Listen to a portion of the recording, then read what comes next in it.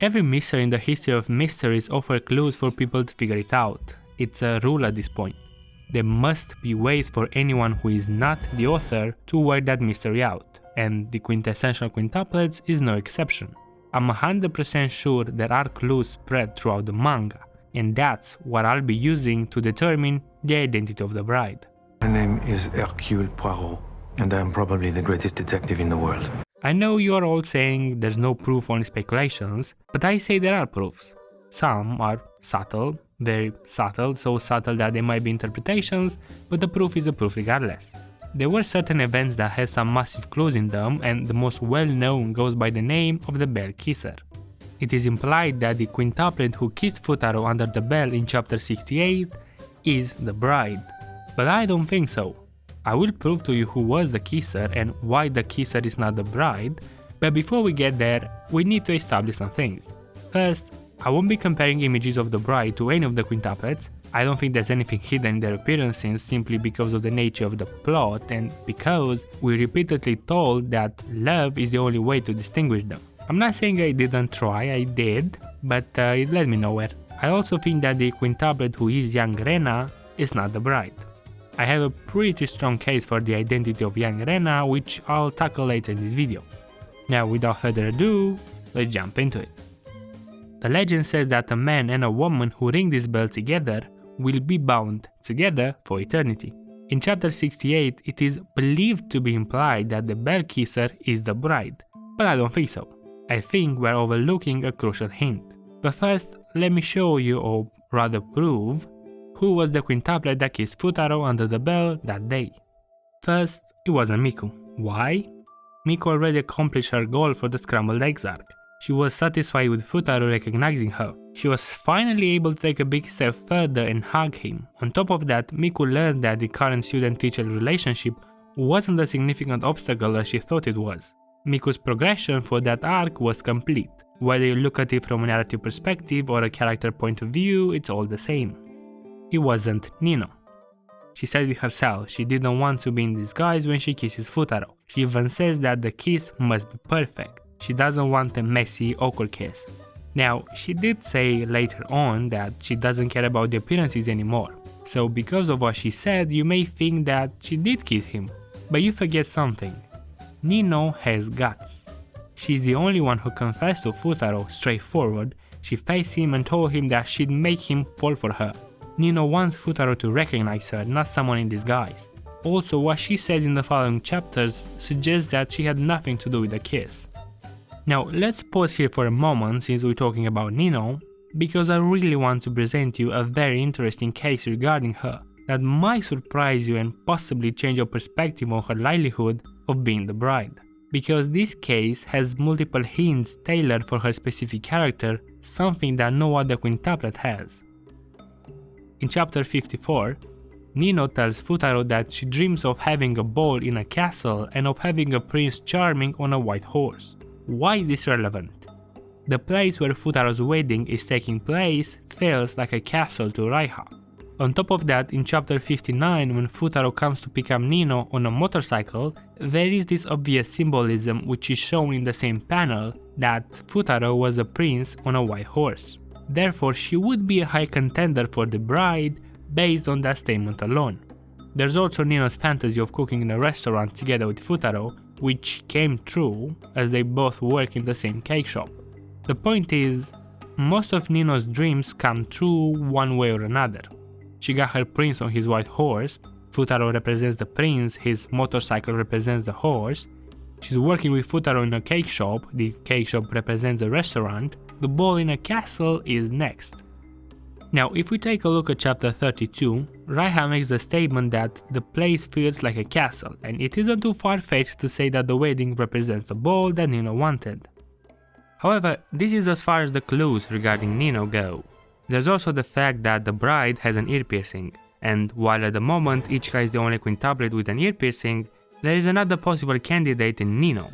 It has been foreshadowed that she'll eventually have her ear pierced. Also, Nino is the first girl whose ear is touched by Futaro. But there is also a big possibility that Neji Haruba will have all the quintuplets pierce their ears in future chapters. So I wouldn't really put my money on the ear piercing. Nino is almost too upfront and honest about her feelings. She faced Futaro, confessed, and became all lovely-dovely with him. There's nothing vague about her feelings, and she's the only one who Futaro is sure has feelings for him. Also, Futaro doesn't seem all that uncomfortable around her. He's just embarrassed by the idea of love as he didn't experience it before, and he doesn't know how to respond to her confession.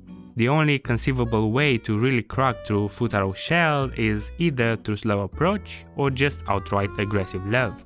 However, here's the problem. Story-wise, she finished her extreme development from hateful tsundere to aggressive lover. There is still room for further development, but she played most of her cards and there isn't much left she can do. Nino's waiting for Futaro's response, and because of that, I'm more than certain that she'll be the first girl to get a response. I will have to cross her off the list for now, but I'll be honest, in my opinion, Nino still has a strong chance to be the bride, though there's someone else with a better shot than her. So let's return to the bell kisser. So far we established that Miku and Nino were not the kisser. Next, it wasn't Yotsuba nor Itsuki. There was no reason for them to kiss him from a narrative perspective. It didn't make any sense to be either of them. Also, I'm confident that Yotsuba is young Rena, and I don't think she's the bride, but more on that later.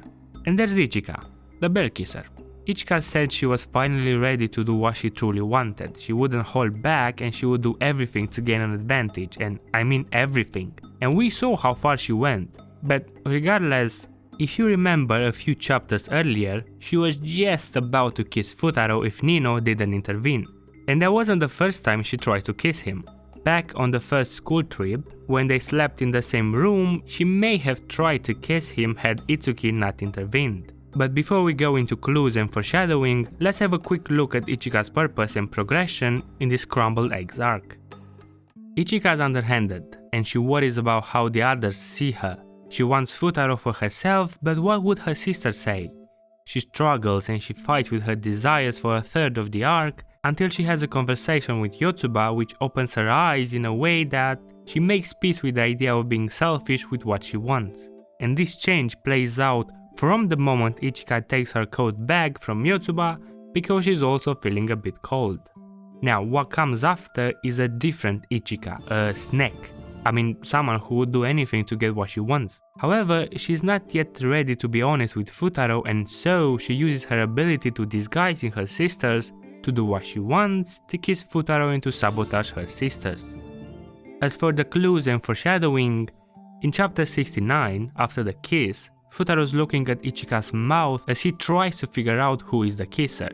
That was foreshadowed back in chapter 51, when Futaro plays a game with Raiha where they try to recreate Ichika's face. Again, Futaro looks at Ichika's mouth very specifically. Furthermore, in chapter 74, Ichika says that she is always prepared to disguise in her sisters, as she has what she needs in her bag. If it's Yotsuba or Miku, she can pull it off quickly. She can even do Nino. But what about Itsuki? She didn't mention Itsuki, and what's more interesting is the fact that she's wearing glasses. Who is the only quintuplet that wears glasses? Itsuki. Ichika said she could disguise in Miku, Nino and Yotsuba, but nothing about Itsuki. The narrative suggests that Ichika is the kisser. There are clues and foreshadowing supporting this. To me, the kisser is 100% Ichika. But the kisser is not the bride. First, about the bell legend. The legend says that a man and a woman who ring this bell together, emphasized on together, will be bound together for eternity. Similar to the bonfire legend. A man and a woman who hold hands and dance around the bonfire will end up as a couple.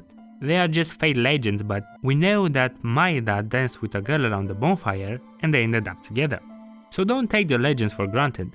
As for the bell legend, if you pay close attention, Futaro was the one to ring the bell alone, making the bell ring essentially null and void from its supposed fate legend. But here comes the most important part. In chapter 68, during a wedding flash forward, Futaro said that from the moment of the kiss, she, the bride, became special. Now, it's fair to assume that Futaro believed that she was special from the moment of the kiss onwards, which means the next chapter, and the chapter after that, and so on. But as he didn't know the identity of the kisser at that time, who was special? Who was special in the next chapter? Because to Futaro, the kisser could be anyone. But the identity doesn't matter in this case. Because according to Futaro, the kisser looked like Itsuki, and when Futaro was kissed by a quintuplet that looked like Itsuki, isn't it implied that Itsuki was the special one? Since it was someone that looked like Itsuki who kissed him. The mangaka Neji is very careful when it comes to details and wording, as any mystery writer should be, and so far every detail and every hint was meticulously placed in suitable locations, the wording was very precise, and because of that, I truly believe the mangaka wouldn't choose that kind of phrasing without something behind it. Futaro's relationship with Itsuki feels and is organic, you cannot deny that. Unlike the other sisters, Itsuki hasn't fallen in love with Futaro yet, she's a close friend and at the moment, they get to know each other on a friendship level rather than a romantic one. And why is that good? Futaro and Itsuki have similar personalities. Both are masters at being stubborn and never being honest with themselves. They both will also probably devour any food they see in sight. In chapter 17, Ichika herself stated to Futaro while they were out on the porch that Itsuki is the same as Futaro. Personality-wise, that is correct. Throughout the manga, both of their personalities develop pretty much the same way. Both of them have somewhat grown out of their stubbornness, but most importantly, the two have started to become honest with each other a lot more often. This development took a really long time and it really only just happened recently. They started from not being able to stand each other, to being total strangers, to being partners and finally friends so far. Furthermore, they share interests. They both have a passion for academics as Itsuki wants to become a teacher. She's also the only one that knows about Futaro's home situation and she's the closest one to his family. Her and Raiha are practically best friends forever, they even go out together. When Itsuki lived at Futaro for a few days, she quickly fitted in, she looked like she belonged there. She was helping Raiha, Futaro's father, doing housework and it was all natural, even Futaro says it. Their friendship feels very well earned. Itsuki's relationship with him isn't just about how much she wants him to notice her. She clearly cares for him, but her current world isn't revolving around him, so their relationship comes off as more balanced and natural to me when compared to the others. There have also been clues that Itsuki could have liked Futaro romantically for a while now, though they're all in subtext as of now, but considering she hadn't had an arc, it could all change. After all the time and effort the two have put into their relationship, they really seem to get one another.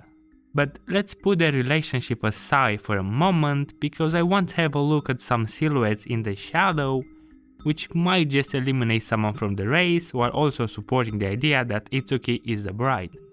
In the same chapter, 68, at first glance it looks like there are two silhouettes by the window, presumably watching the wedding ceremony while talking about a picture with them and their grandpa.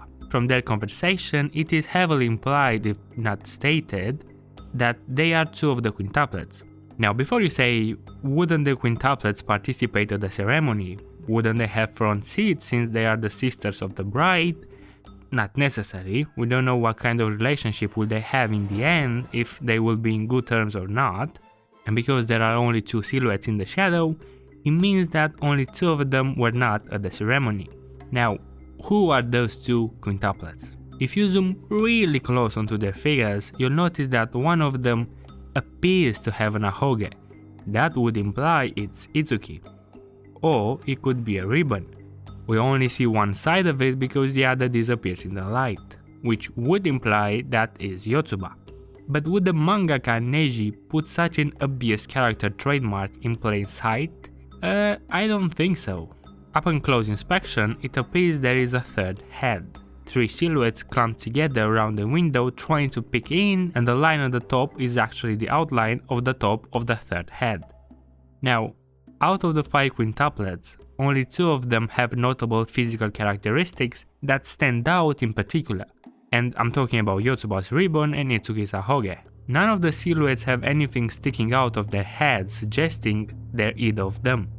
However, even if Yotsuba removes her ribbon for the wedding, Itsuki cannot remove her ahoge, meaning that she cannot be any of the 3 silhouettes. Additionally, The silhouette from the far right seems to match Miku's new hairstyle, especially if you compare it with the picture besides the panel. However, that picture was taken 2 years before the wedding, so Miku could have changed her hairstyle, right? I don't know about that. Back into the life story, Miku is often told by many people that she should show her face more. Her current hairstyle covers most of her face, but in that picture she changed her hairstyle so her face is 100% visible. Therefore, I am pretty sure that Miku won't change her hairstyle anymore. But what you need to get from this is that even if the quintuplets changed their hairstyle and got rid of their accessories, Itsuki's ahoge would remain unless she wears something on top of her head. Therefore, none of the silhouettes is Itsuki. The narrative is in her favor, and even though she's not getting as much screen time as the other quintuplets, she still snatches the most significant moments. She just needs an arc to settle everything down. There are hints pointing towards her, and also her relationship with Futaro is the most solid. Unlike the others, Nino went from tsundere to dere relatively fast and has no breaks now. Ichika was holding back because of her big sister persona but is reaching top speed at risky pace. Miku's pace is close to non-existent. Yotsuba's case is a bit more complicated and I'll expand on that in a second, but so far Itsuki seems the most natural choice. Now, Yotsuba has quite the interesting case. She's a bit of an enigma at this point. She has two personalities or two types of personalities that she chooses to show, the goofy happy-go-lucky type and the crippling anxiety and unimaginable guilt of being the reason why her sister had to leave the previous cult and how she's a burden to her family, friends and loved ones. Wait, what? You could say that Miku, Ichika and Nino are in love with Futaro. It's crystal clear. Itsuki is kind of a close friend at the moment. She hasn't fallen in love with Futaro, whether she will or not isn't important for now. Lots of people see Yotsuba as a dark horse that doesn't have romantic feelings for Futaro, but I've never disagreed more in my entire life. Yotsuba is a character whose internal monologue we see the least. This means that Futaro and we are in the same boat, free to interpret her actions. Now, right from the start, Yotsuba spends a lot of time with Futaro. She's the first one to warm up to him and cooperate with him. They spend time off screen together, doing one-on-one tutoring sessions on Futaro's days off. She's always inviting Futaro to certain things, to have lunch together, to study, to her house, to a date, to join them on a trip, to activities and so on. The point is, she's always the one to initiate most of the events. She's supporting him from the very beginning. On top of that, there's a lot of scenes where Yotsuba tries to get closer to Futaro on a romantic level, but gets embarrassed and runs off, then pretends it was a joke or that she didn't understand what she was doing. Judging from her actions, she certainly felt something for Futaro. However, the question is, why doesn't she act? Or rather, why doesn't she make any progress whatsoever? She didn't have an arc so far, but regardless, it seems like she wants to do something about her feelings, but something stops her. And this makes me ask, what is it that stops her? Her past. Yotsuba is young Rena. Hear me out, please. When the first field trip comes up, Yotsuba dedicates herself to making Futaro enjoy himself on the trip. She spends every possible minute with him and is always thinking about him. Why is it so important to her that Futaro enjoys this field trip? She remembers how miserable and alone Futaro was on the last field trip in Kyoto when they met, so she is ensuring that this time will be different. During the last exam arc, Yotsuba says that her efforts have never paid off before. At first glance, this seems like she's talking about school, but there's a lot more than that. As young Rena, this explains her extreme guilt. She tried to change and set an example for her sisters. The result of her effort was her grandpa ending up in the hospital and her sisters being forced to change schools after she failed the exams. Just as Futaro doesn't want to meet Rena until he feels like he has fulfilled their promise and became someone others need, Yotsuba cannot reveal herself as Rena until she lives up to her end of the deal and becomes someone who sets a good example for her sisters. When Futaro asks the quintuplets if they met him in the past, before they answer, he compliments with, "There's no way she'd be an idiot like you guys." He imagined her as someone intelligent. Yotsuba has serious self-esteem issues and genuinely seems to think of herself as a burden. She doesn't believe in herself and expects people to be angry with her for her mistakes or if she disappoints them. That's why she can never refuse to help somebody, even at the cost of her grades or mental health. On top of that, she believes to be unable to help others even if she manages to do so. Yotsuba always follows Futaro around the same way young Rena used to do. But the most significant clues are found before and after Futaro and Rena meet again. Now it's pretty apparent that Yotsuba and Itsuki work together to pull the whole current Rena thing. It's also supported by what Itsuki says that she has multiple secrets and one day she'll tell Futaro, but I don't want to focus too much on that. Instead, I'll show you the clues. When Itsuki stayed at Futaro's place and had that night walk, someone was in the bushes listening to their conversation. The next day, Itsuki happened to meet Yotsuba, who gave her a bag containing school books, among other things, such as the Rena costume. Itsuki would have kept that a secret if Futaro didn't notice and ask her. Furthermore, after their meeting ended and Futaro fell into the lake, he meets Yotsuba shortly after. What happened next is very important. You know how Yotsuba is always concerned about the people around her, especially Futaro. Yet she didn't even ask Futaro why he was soaking wet.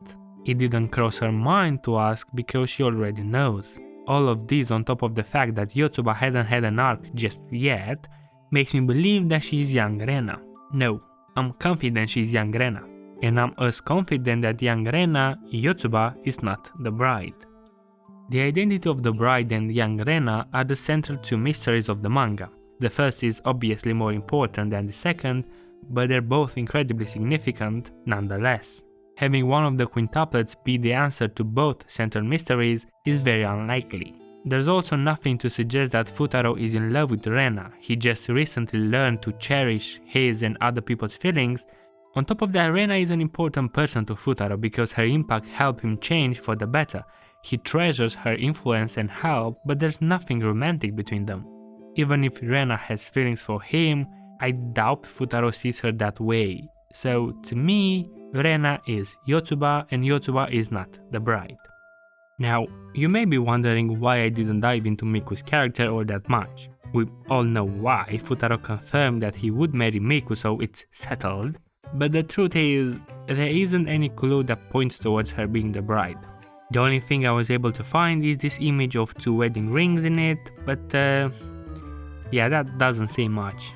I would love Miku to be the bride simply because her efforts deserve to be rewarded. Miku actively tries to be an ideal partner to Futaro. She wants him to see her as a woman, but because of her shy personality, her actions don't match her desires. And even though their relationship grows, it doesn't in a romantic way.